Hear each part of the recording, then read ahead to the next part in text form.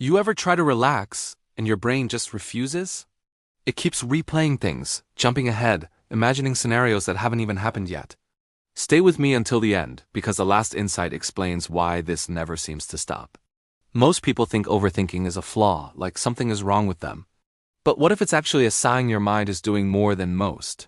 What if the problem isn't that you think too much, but that you've never been shown how to use it?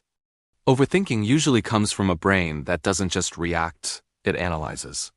It looks deeper, questions more, and tries to understand what others ignore. That's not weakness. That's intensity. Your brain is constantly scanning for meaning in everything around you. Every word, every look, every small detail gets processed whether you like it or not. It's like your mind is always trying to connect invisible dots. And because of that, your thoughts don't just pass through. They loop, repeating over and over again like your brain is trying to solve something unfinished. But the more you try to solve it, the more stuck you feel. This pattern has a name, and it's called rumination. It's when your thoughts circle the same idea without reaching a clear outcome. And over time, that loop starts to drain you.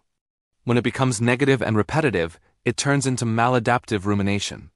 It feels like you're working through something important, but in reality, nothing is actually getting resolved. Your brain creates an illusion of progress.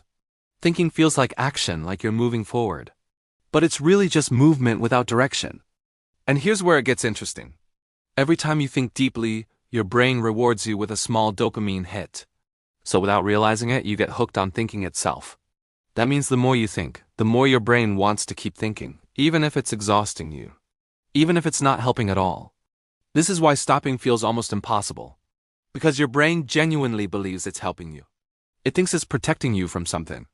And for many people, it actually started that way. Overthinking often develops early in life, especially in environments that felt unpredictable or stressful. When life feels uncertain, the brain adapts by trying to predict everything. It scans for risks, patterns, and possible outcomes. It becomes hyper-aware to avoid being caught off guard. So overthinking becomes a survival strategy. A way to stay one step ahead of problems. A way to feel some sense of control in chaos.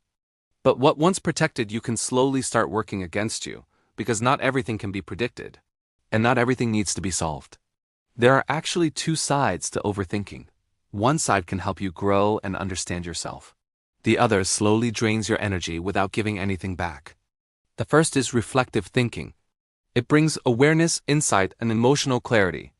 It helps you learn from your experiences and move forward. The second is brooding. This is where thoughts turn heavy and repetitive.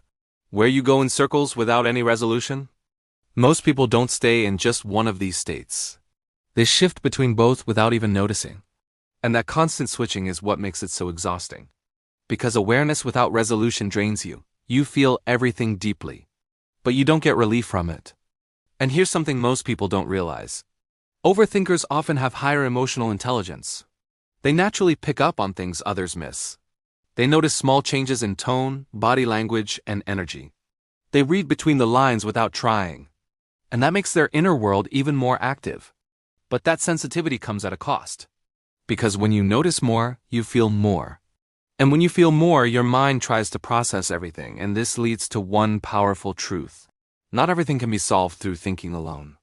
Some things need to be felt, and then let go. The goal isn't to stop thinking completely. That's not realistic. The real goal is to help your mind feel safe enough to rest. So if this made you see your mind differently, drop a comment and let me know which part hit you the most. And subscribe for more real psychology insights.